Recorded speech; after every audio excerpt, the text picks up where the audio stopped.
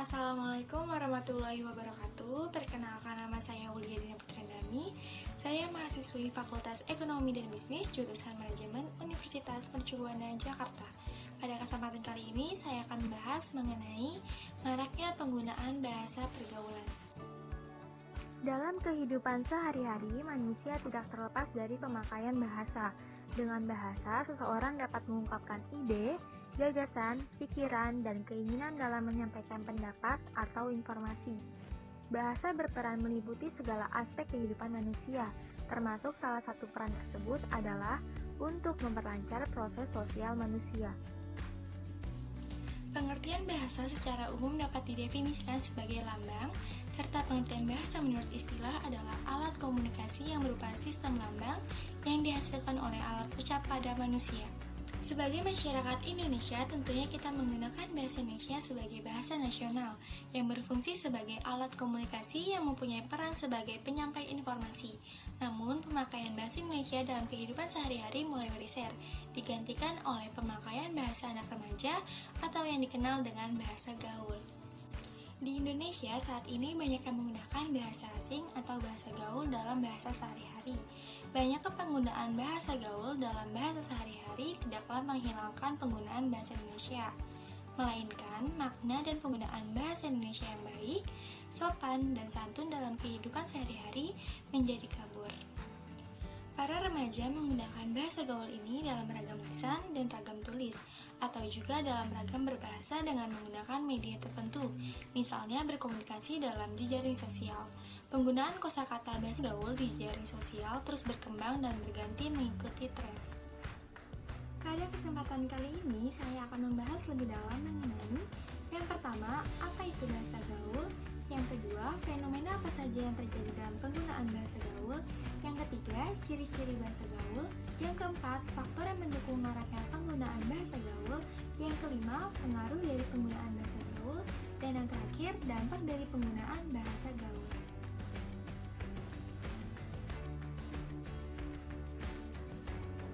Bahasa gaul merupakan salah satu cabang dari bahasa Indonesia sebagai bahasa untuk pergaulan. Dahulu, bahasa gaul lebih dikenal sebagai bahasa prokem. Bahasa prokem ini populer sekitar tahun 1980-an. Awalnya, bahasa gaul pada umumnya digunakan sebagai sarana komunikasi di antara remaja sekelompoknya.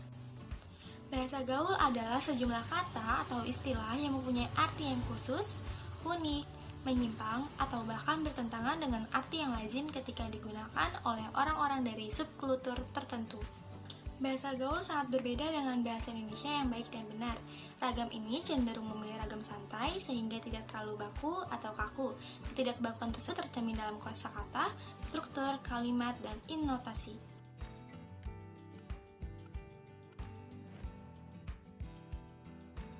Seiring berjalannya waktu, sejalan dengan adanya perkembangan teknologi komunikasi, menyebabkan perkembangan bahasa menjadi pesat.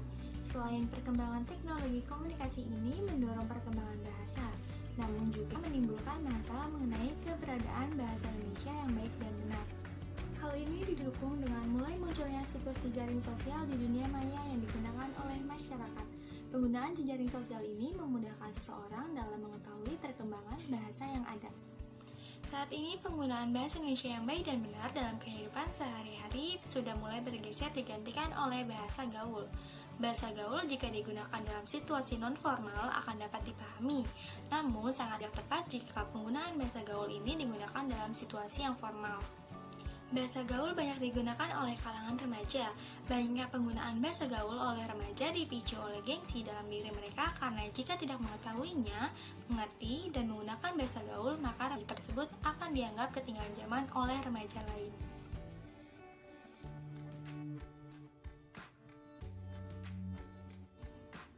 Ragam bahasa gaul memiliki ciri khusus, yaitu singkat, lincah, dan kreatif. Kata-kata yang digunakan cenderung pendek, sementara kata yang agak panjang akan diperpendek melalui proses morfologi atau menggantinya dengan kata yang lebih pendek. Dapat dilihat jika penggunaan bahasa gaul merupakan hasil modifikasi dari bahasa baku. Penggunaan bahasa gaul dalam praktiknya sering digunakan dalam obrolan sehari-hari atau pada saat saling mengirim pesan. Selain itu, masih terdapat banyak jenis bahasa gaul yang digunakan di kalangan masyarakat. Misalnya seperti pencampuran penggunaan bahasa Indonesia dan bahasa Inggris yang saling dikombinasikan. Dapat juga berupa singkatan kata yang unik dari penggabungan beberapa kata bahasa baku. Selain itu juga bisa berupa bahasa-bahasa daerah yang memiliki pelafalan dan penulisan yang unik. Bahasa gaul pada umumnya digunakan sebagai sarana komunikasi di antara remaja sekelompoknya. Hal ini dikarenakan remaja memiliki bahasa tersendiri dalam mengungkapkan ekspresi diri. Perkembangan bahasa gaul sangatlah cepat karena didukung oleh beberapa faktor yang cukup berpengaruh terhadap kondisi lingkungan, antara lain: Yang pertama, internet dan jejaring sosial. Adanya bahasa gaul ditandai dengan menjamurnya internet dan situs-situs jejaring sosial yang berdampak signifikan terhadap perkembangan bahasa gaul. Penikmat situs-situs jejaring sosial yang kebanyakan adalah remaja menjadi agenda dalam menyebarkan pertukaran bahasa gaul. Tulisan seorang remaja di situs jejaring sosial yang menggunakan bahasa ini akan dilihat dan bisa jadi ditiru oleh ribuan remaja lain, misalnya Facebook, Twitter, atau Instagram. Yang kedua, karena pengaruh lingkungan. Karena pengaruh lingkungan, umumnya para remaja menyerap dari percakapan orang-orang dewasa di sekitarnya, baik teman sebaya atau keluarga. Yang ketiga, peran media. Media juga mempengaruhi terhadap perkembangan bahasa gaul, baik media elektronik maupun media cetak. Dalam media elektronik yang menggunakan istilah bahasa gaul dalam film-film dan iklan, misalnya dari adegan percakapan di televisi. Artinya, bahasa gaul tidak hanya terjadi karena kontak langsung antara masyarakat itu sendiri, tetapi sebagian besar karena disuapi oleh media. Kemudian dalam media cetak, misalnya bahasa yang ada dalam majalah, surat kabar, atau koran. Selain itu, pembuatan karya sastra remaja, misalnya cerpen atau novel menggunakan bahasa gaul.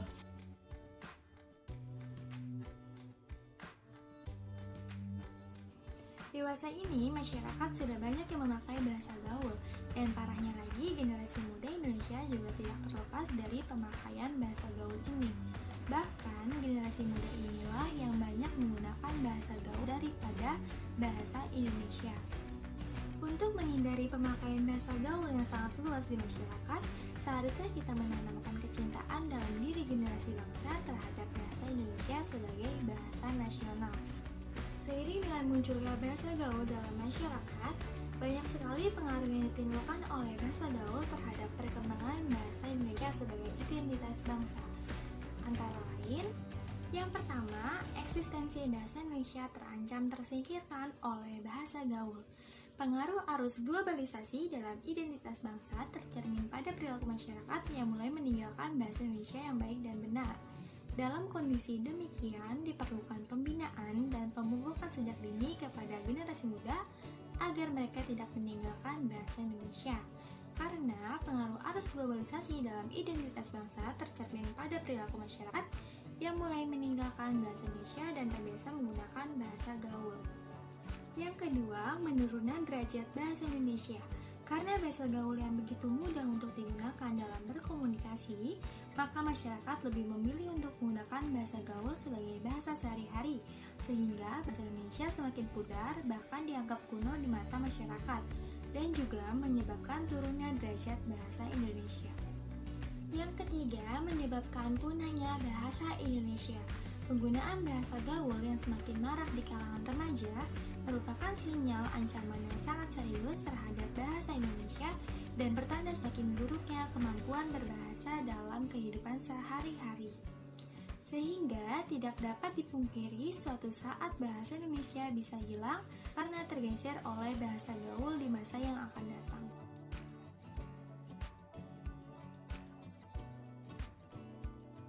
Dari maraknya penggunaan bahasa gaul terdapat dampak positif dan dampak negatifnya.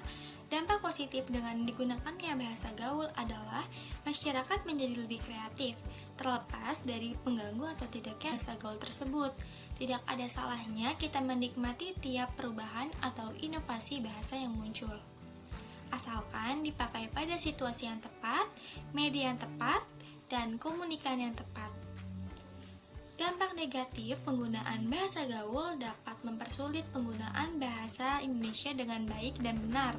Padahal, di sekolah atau di tempat kerja, kita diharuskan untuk selalu menggunakan bahasa Indonesia yang baik dan benar. Bahasa gaul dapat mempersulit penggunaannya dalam berkomunikasi dengan orang lain dalam acara yang formal, misalnya ketika sedang presentasi di depan kelas.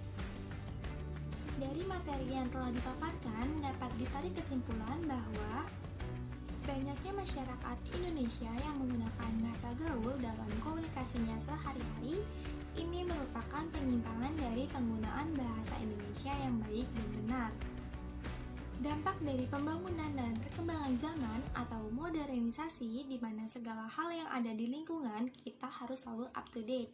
Dampak dari modernisasi yang paling terlihat adalah gaya hidup, seperti cara berpakaian, cara belajar, aplikasi teknologi yang semakin maju, maupun cara bertutur kata atau pemakaian bahasa seperti bahasa gaul.